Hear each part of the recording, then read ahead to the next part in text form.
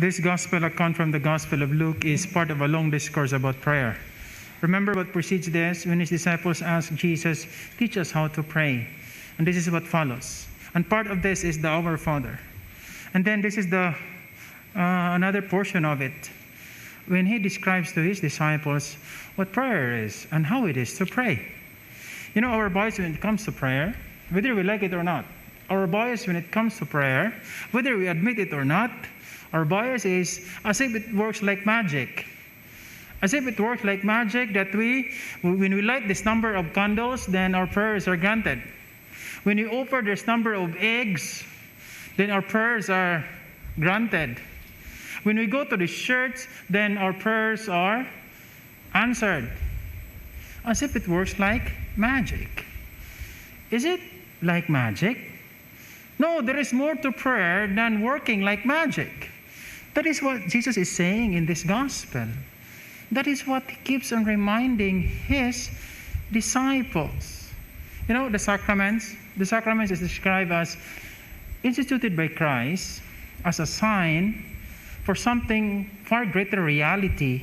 And then there is that portion of this definition when it says it is a source of God's grace.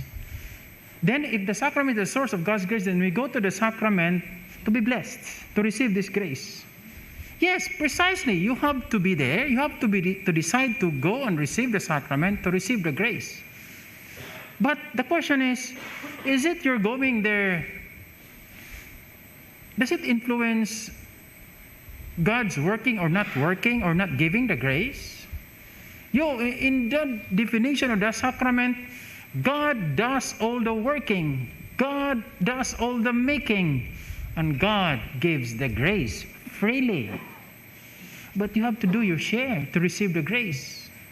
You have to do your part to receive the grace. You have to act properly to be blessed. That is how prayer works.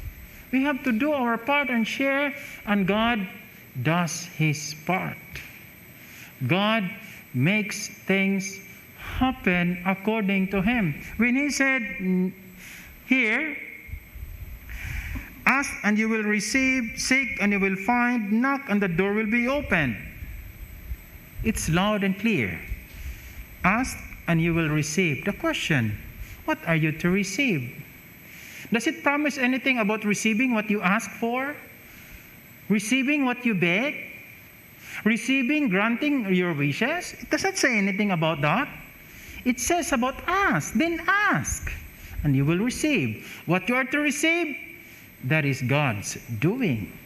Because God knows the best for you. What you may be asking is not the best for you. So you ask in prayer so that God gives you what is proper for you, what is the best for you. Seek and you will find what you are to find. You find what you are envisioning when you start the seeking. You meet and find what you want when you start looking.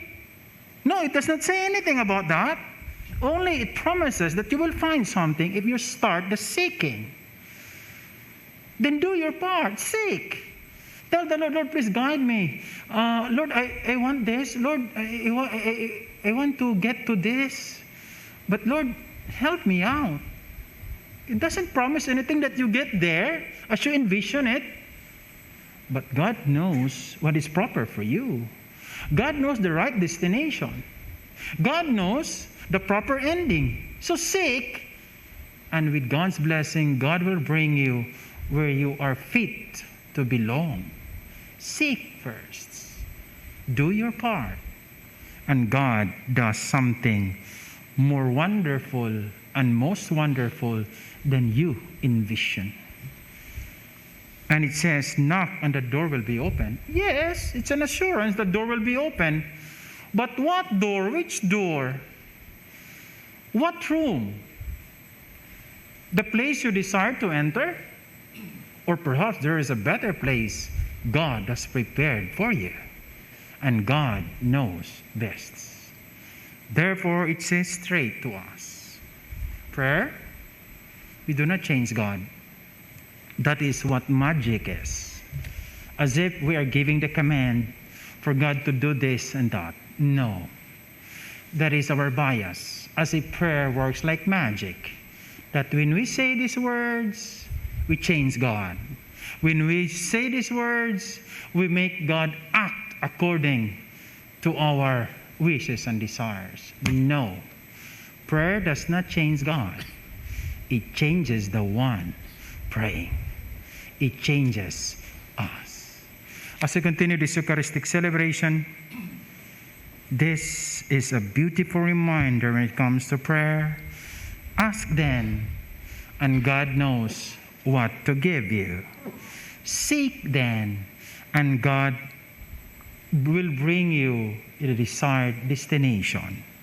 Knock, and God will welcome you always to a place He has prepared for you.